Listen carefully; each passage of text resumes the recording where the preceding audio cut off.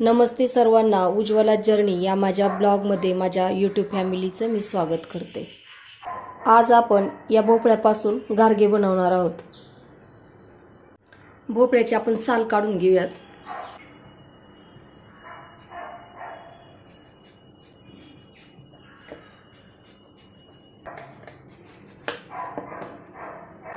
आणि आतील जो बियांचा भाग आहे तो सुद्धा आपण व्यवस्थित काढून घेऊ।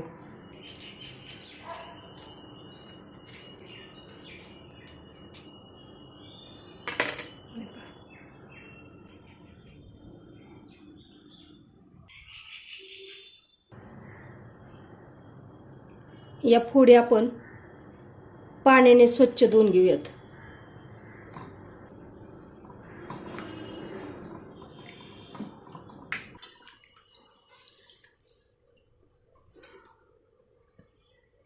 फोडी आपण छान स्वच्छ अशा धुवून घेतलेल्या आहेत। भोपळ्याच्या फोडी आपण खिसून घेणार आहोत।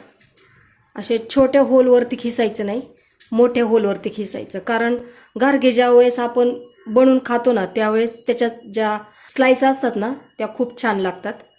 त्याच्यामुळे आपण मोठ्या होलवरती आपण खिसून घेऊयात।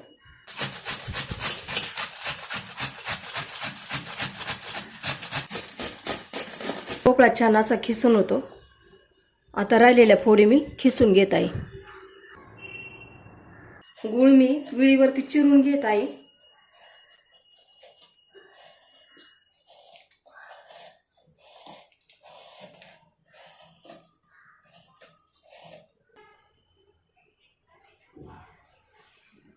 या वाटीने आपण मोजून घेणार आहोत।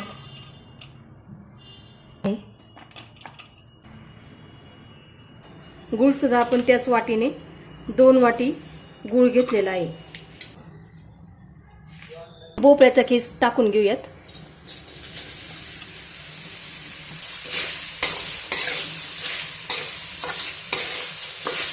भोपळ्याचा खीस आपण मंद गॅसवरती अगोदर चांगला परतून घेऊयात।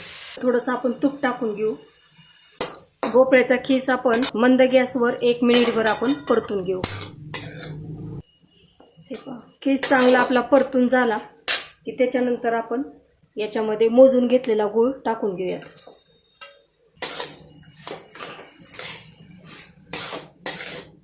मंद गॅसवरतीच हे सर्व प्रोसेस करून घ्यायची। भोपळ्याचा खीस आणि गूळ जे आपण टाकलेलं होतं ना ते छान असं मिश्रण झालेलं आहे। खीस सुद्धा चांगला शिजलेला आहे। आता मी गॅस बंद करत आहे। हे मिश्रण पूर्ण आपण थंड करून घेऊ। हे थंड करण्यासाठी आपण परातीत ओतून घेतलेलं आहे आणि थंड सुद्धा झालेलं आहे मिश्रण। गव्हाचं पीठ मी चाळून घेतलेलं आहे ते टाकून घेऊयात।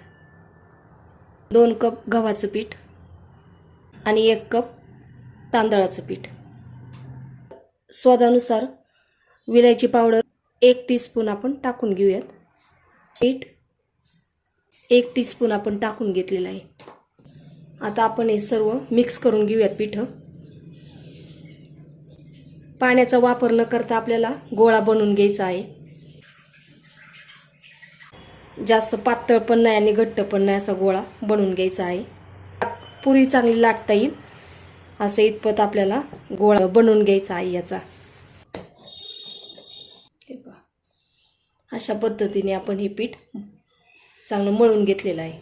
पीठ भिजण्यासाठी आपण 15 ते 20 मिनिट असंच ठेवणार आहोत। हे पीठ छान भिजलेलं आहे। हे पहा,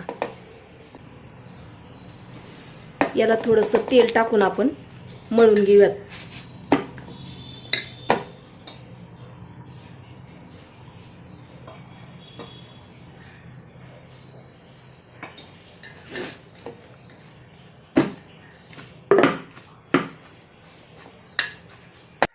असं तेल लावून पीठ चांगलं मळून घेतलं ना की मग आपल्याला लाटताना पिठी सुद्धा लागत नाही आणि पिठी लावायची पण नाही आपल्याला। याला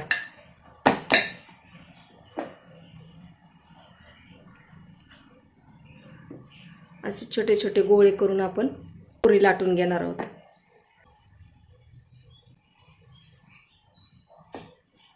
हे पहा, आपण याचे गोळे बनवून घेतलेले आहेत. आता आपण त्याची पुरी लाटून घेऊयात. पोळपाटाला तेल लावून घेतलं.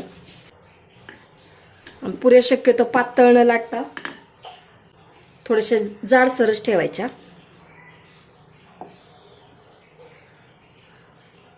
हा बाजूचा भाग काढून टाकून असे ग्लासाने जर व्यवस्थित केले ना तर मग एकसारख्या पुऱ्या होतात. पहा अशा. आपण अशाच पद्धतीने सर्व पुऱ्या लाटून घेऊयात.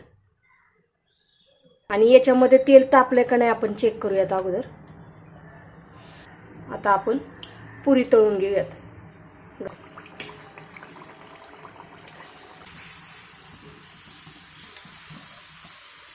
कलर येईल ना तशा त्या तळून घ्यायच्या वरतून. अशा पद्धतीने आपले घारगे तळून झालेले आहेत. अशाच पद्धतीने राहिलेले घारगे आपण तळून घेणार आहोत. आपण पारंपरिक पद्धतीने भोपळ्याचे घारगे बनवलेले आहेत. तुम्हाला हा माझा व्हिडिओ कसा वाटला? व्हिडिओ आवडला असेल तर लाईक, शेअर आणि सबस्क्राईब करायला विसरू नका. धन्यवाद.